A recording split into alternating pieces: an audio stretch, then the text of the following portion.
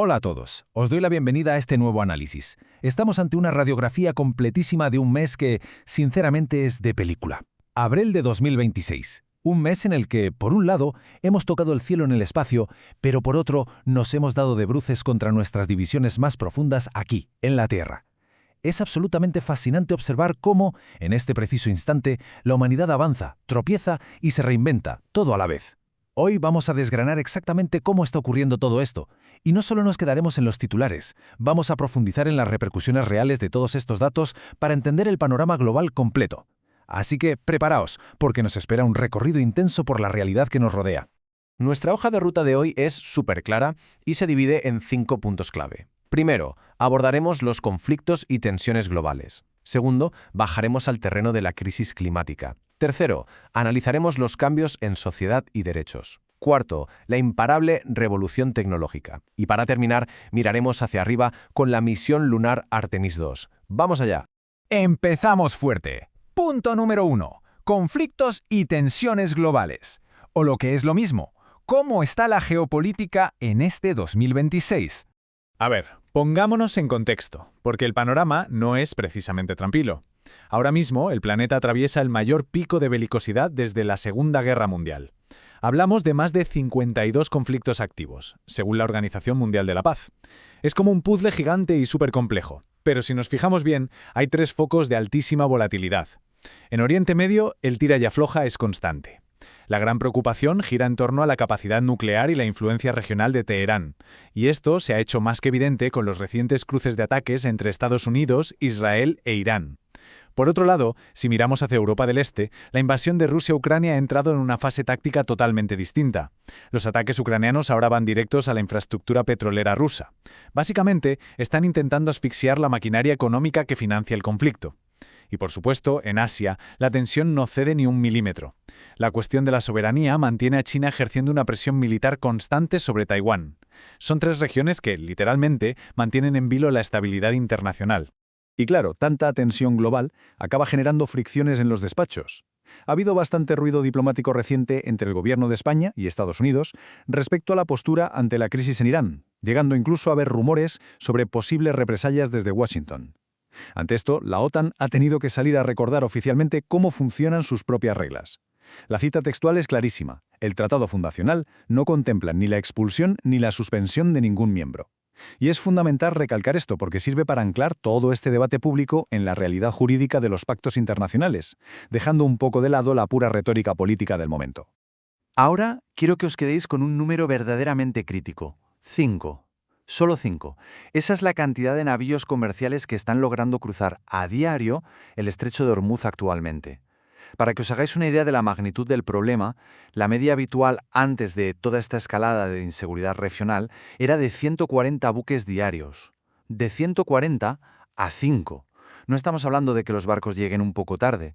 Estamos presenciando el estrangulamiento literal de una de las arterias más vitales de toda la cadena de suministro global. Y os preguntaréis, ¿esto cómo nos afecta en el día a día? Pues de lleno, la geopolítica aterriza directamente en nuestros bolsillos. Este bloqueo marítimo en Hormuz dispara casi automáticamente los precios mundiales del petróleo. Ese crudo, ahora mucho más caro, viaja hasta Europa e impulsa al alza la inflación en la eurozona, encareciendo la cesta de la compra. Al mismo tiempo, el tablero diplomático sufre unas sacudidas tremendas. Las conversaciones nucleares entre Estados Unidos e Irán se quedan totalmente estancadas. Vemos a Washington retirando a 5.000 de sus tropas estacionadas en Alemania en un reajuste de estrategia. Y respiramos una tensión altísima tras la intercepción de la flotilla humanitaria dirigida a Gaza. Al final del día, todo está íntimamente conectado. El aleteo de una crisis en una punta del mundo genera un auténtico huracán económico en la otra. Pasamos a nuestro segundo bloque, la crisis climática en España. Hablemos de las temperaturas extremas. Y hablando de huracanes y clima, nuestra propia atmósfera nos está enviando señales de alarma que ya no podemos ignorar. Fijaos en este dato brutal registrado en el puerto de Navacerrada, una anomalía térmica de más 4,7 grados por encima de la media histórica. Casi 5 grados de diferencia en un promedio mensual no es un simple error de cálculo, es literalmente la diferencia entre tener que salir con un abrigo grueso de invierno o pasear en manga de camisa. Un salto tan sumamente brusco altera de raíz todo nuestro ecosistema. Si contrastamos los datos históricos con los actuales, el panorama asusta bastante. Un mes de abril normal en estas zonas debería tener una temperatura media de unos 4 grados con 2, acompañada de las lluvias típicas de la primavera. Pero la realidad de este abril de 2026 nos deja una media de 8 grados con 6 y una ausencia severa de precipitaciones. En regiones como Soria el termómetro se ha descontrolado por completo, marcando casi 6 grados por encima del promedio habitual. Y lo verdaderamente preocupante es la persistencia. Hemos encadenado un montón de días consecutivos superando la barrera de los 18 grados. Esta falta de lluvia combinada con un calor tan prematuro significa, a efectos prácticos, que estamos viviendo un mes de mayo avanzado y sequísimo cuando apenas acabamos de estrenar la primavera. Llegamos así a nuestro tercer punto: sociedad y derechos migratorios. Leyes y participación ciudadana. En medio de todas estas crisis globales y climáticas, nuestras sociedades intentan adaptarse como pueden a una nueva realidad demográfica. Fijaos que entre abril y junio de este 2026, España ha puesto en marcha un proceso de regularización extraordinaria para personas extranjeras, y lo hace a través de 2 vías principales. La primera es el arraigo para solicitantes de asilo. Y ojo, porque existe un paso de un peso personal inmenso. Hay que renunciar formalmente a la petición de asilo o protección internacional para poder acogerse a esta residencia excepcional. Es una decisión vital durísima. La segunda vía es el arraigo extraordinario, que requiere demostrar un arraigo real en el país. Esto significa tener un vínculo laboral comprobable, pertenecer a una unidad familiar ya establecida o presentar una situación de vulnerabilidad que esté rigurosamente acreditada por los servicios sociales. Ahora bien, es fundamental comprender que este mecanismo administrativo no es una especie de amnistía automática. El procedimiento es sumamente estricto y reglado, estructurado en 4 pasos innegociables. Primero, hay que demostrar con pruebas irrebatibles que se estaba en España antes de enero de 2026. Segundo, acreditar una permanencia continuada de al menos 5 meses. Tercero, y esto es clave, presentar antecedentes penales absolutamente limpios, tanto en España como en el país de origen. Y cuarto, garantizar que la persona no supone ninguna amenaza para el orden público. Vamos, que es un filtro diseñado al milímetro para facilitar una integración legal, pero de forma completamente segura y ordenada. Cambiando un poco de tercio dentro de la sociedad, estamos viendo una transformación espectacular en cómo se ejerce la ciudadanía, sobre todo entre los más jóvenes. Los datos nos dicen que 1 de cada 4 jóvenes europeos ya participa de forma activa en el debate político a través de Internet. Esto supera con creces la implicación cívica digital de las generaciones mayores. Países como Eslovenia o Letonia están liderando esta tendencia. Y la conclusión de esto es fascinante. Las plataformas digitales han dejado de ser solo para ver vídeos o entretenerse. Se han convertido en la verdadera plaza pública del siglo XXI. Es el lugar donde la próxima generación debate, se informa y decide su futuro. Y hablando del mundo digital, saltamos directamente a nuestro cuarto bloque, la revolución tecnológica del 2026, inteligencia artificial y ciberseguridad. A ver, seamos sinceros, la inteligencia artificial ya no es la novedad de turno, es el motor de todo lo que tocamos. Actualmente domina 4 áreas clave. Primero, la generación de contenido, creando textos, imágenes y simulaciones de la nada. Segundo, la automatización empresarial, capaz de gestionar logísticas enteras en milisegundos. Tercero, los asistentes virtuales proactivos. Pero el avance más determinante, sin duda, es su integración directa en los sistemas operativos. O sea, vuestro ordenador o teléfono ya no espera pasivamente a que hagáis clic. Ahora analizan vuestras rutinas, aprenden de vuestro comportamiento y anticipan lo que necesitáis antes incluso de que se lo pidáis. Es una locura. Pero claro, aquí surge la gran paradoja de nuestra era. Por un lado, disfrutamos de peces maravillosamente inteligentes, videojuegos súper inmersivos y herramientas que nos hacen el doble de productivos. Sin embargo, ¿no es súper irónico que esta misma tecnología sea la que ahora se utiliza para atacarnos?